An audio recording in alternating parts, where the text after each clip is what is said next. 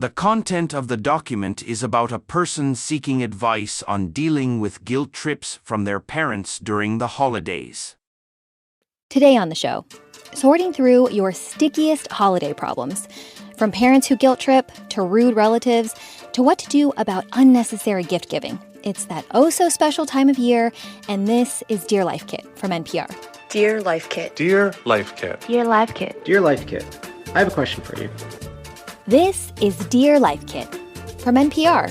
How can I become a better caretaker? How do I deal with my parents' unrealistic expectations? And we're getting personal. I'm catching feelings for someone, but they're married. I'm your host, Andy Tagle. Every episode, we answer one of your most pressing and intimate anonymous questions with expert advice. You have to decide, what kind of space do I want for myself for the holidays? And it's up to you how long you want to engage. That's today's expert, John Kim.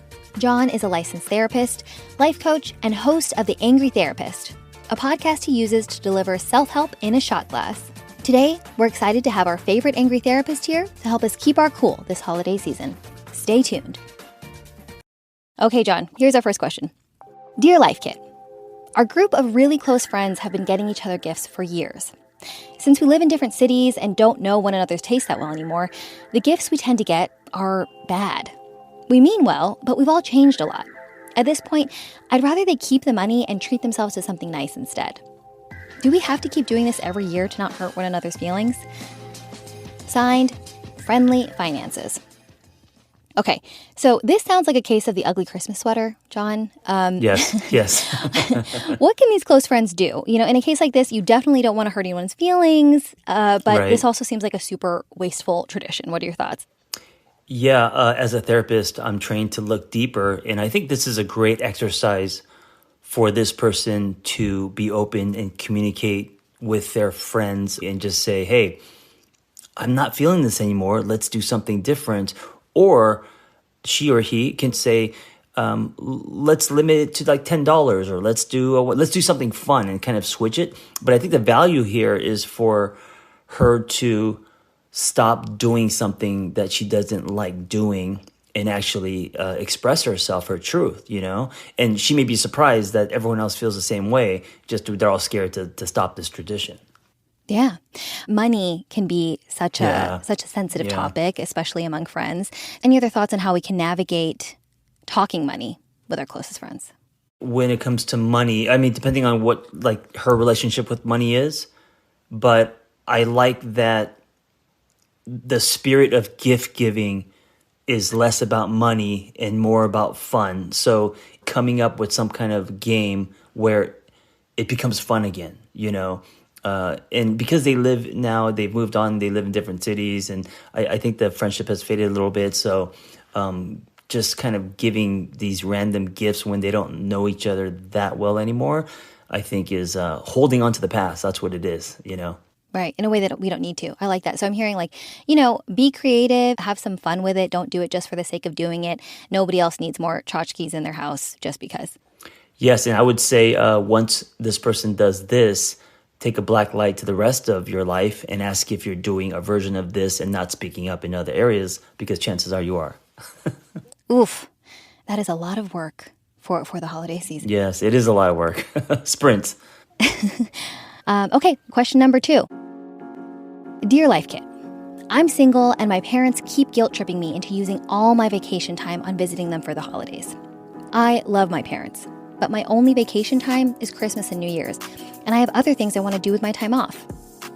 When I brought this up, my mom said, you could have left any time, you're an adult. Of course, my married brother isn't expected to come by for more than a day. How do I visit my parents without getting stuck? Sincerely, needs space. Okay, John, I don't know about you, but for me, I feel like guilt and the holidays are kind of synonymous for a lot of people. Yeah. And you know why that is? It's because the relationship dynamic we have with our parents, those tracks are so deep that it doesn't matter who you are. You could run a Fortune 500 company and be super successful. You go home for Thanksgiving and you snap back into the 15-year-old trying to climb out the window. And so know that that dynamic is powerful and you have to make an effort to draw boundaries, right? I always say that it's okay to send mom to voicemail. It doesn't mean that you don't love that person. I come from two Korean parents who were very naggy, controlling, and they were always barking orders. And my dad used to guilt trip me and say, you didn't get straight A's. Well, we came here for you. You got to study harder. And so I'm very familiar with guilt tripping. You have to draw boundaries. And if you want to do something else for the holidays, it's okay. You can do it. Of course, there's going to be feelings. Of course, you're going to feel guilty. And I think the work is for you to work through that guilt, because your parents they're not going to disown you because you didn't come home for Christmas. You should communicate it. You got to do it responsibly. But you got to give yourself permission to give yourself that space. No one else is going to do it for you. So what do those boundaries look like? What do they sound like? And is it possible to set those boundaries without hurting your parents' feelings? Or do you just have to accept that someone's feelings are going to get hurt? I think people's feelings are going to get hurt. And I don't think you just set boundaries without communicating. So I think you have to say, hey, mom or dad, for this holiday, I got invited to this, or I don't feel like coming to the family thing. And just be honest, and say, hey, this is what I think I need. I'm sorry if it hurts your feelings. And then it's on them. And then if the way that they take it, or if they suddenly twist that or guilt trip you, that's their stuff, not yours to own. Or you can, shorten the trip, or you could, right? It doesn't have to be all or nothing. Or you could go and then spend, 3-4 hours with family and do other things. You could design it where you are drawing boundaries, but they don't have to be so hard, Another thing I want to note here is that the single married comparison that this listener makes, right? I think it's fair to say if you're single in a family full of couple people and parents, been there before, you'll likely be the first one to be asked to bend your schedule, right? Should single friends and family have to be more flexible? No. No, I don't think being single or in a relationship or having kids, none of that has to do with anything. Some single people are some of the busiest people I know because they're out being single on purpose. They're out building a new life. They're out traveling and all that. Yeah, so there should be no qualifiers. Everyone should respect everyone else's time. Yes. I like that a lot. Yes. Okay, John, question number 3, the last one. Here we go. Dear Life Kit, a family member has been making hurtful comments during family gatherings the last few years. They make comments about someone's outfit or activities they don't want to do. Once it escalated when they loudly expressed annoyance at another family member's disability. I'm not sure how to handle it. Firing back with matching snark seems like it would only escalate things, but ignoring or deflecting these comments leaves me feeling like I'm being bullied. What should I do? Signed, had enough. So it's one thing if the comments are being made about you or to you specifically, but in this case, it sounds like this person is just generally being a jerk. So what's the obligation for a letter writer to speak up here? I think if the snarky comments are about other people, I would stay out of it because the environment, the other people also affected by it, it'll play itself out, right? So I would not participate in that. I think you're just adding gasoline to the fire. If those snarky comments are pointed at you, that's different. I think you do have a right to protect yourself, And I wouldn't hit back with another snarky comment because then you're just meeting them where they are, right? And of course, that can be reactive and explosive. I would be more curious, and I would say, what do you mean by that? Or if you know this person really well, hey, that kind of hurt my feelings. I'm curious, why did you say that? And this is what most people don't do. Instead of going under, they fight back and they say, oh, you called me this, so well, let me tell you what you are. And nothing gets resolved and feelings are hurt and people just leave swinging verbally, At what point is enough enough? When do we draw a line? When do we uninvite? If, let's say it's our dinner that we're hosting. When do you uninvite the family member? Or when do you say, I'm just not going to show up anymore?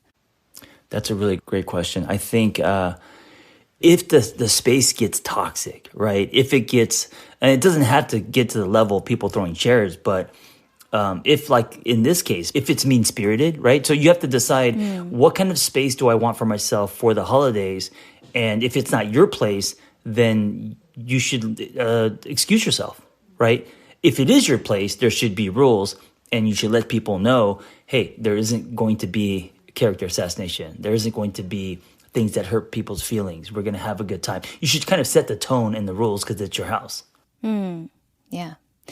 I'm hearing through all of this, through all of these questions, that you are the keeper of your own peace. You have to protect your own peace. You decide, like you have to set the lines for yourself about what is okay and what's not okay. You don't have to go along with things just because you've been doing them that way or because your parents say that they want you to. You're an adult and you can make the rules for yourself. Does that all sound about right? Yes, that I think you hit the nail on the head. And if you find yourself in these situations every holiday, instead of blaming the family or the people or the whatever, take ownership. What are you doing to contribute to this happening every holiday season? What do you need to change? What boundaries do you need to draw? How can you redesign this so that, because you do have the power. I like that a lot. John, before I let you go, for every episode, we ask our experts for the best piece of advice they've ever received. I would say, and this sounds arrogant, it's actually from me. So it's not something that I received, but it's something I wanted to pass along that I say, okay, change the temperature of the room. So when I go into spaces where they feel unsafe or chaotic or whatever, yes, you could, of course, exit and draw boundaries, but you also can challenge yourself to change the temperature of the room. You could also go in by setting a new tone, asking different questions, think jokes, energy. You can change the temperature of the room. And I think there's something really empowering about that. If you've got a question for us, you can find the Dear Life Kit submission page at npr.org/dearlifekit. We'd love to hear from you. And if you love Life Kit and want more, subscribe to our newsletter at npr.org/lifekitnewsletter. This episode was produced by Beck Harlan and Sylvie Douglas, with scripting and production help from our intern Jamal Michelle. Bronson R. Curry is the managing producer, and Megan Kane is the supervising editor. I'm Andy Tagle. Thanks for listening.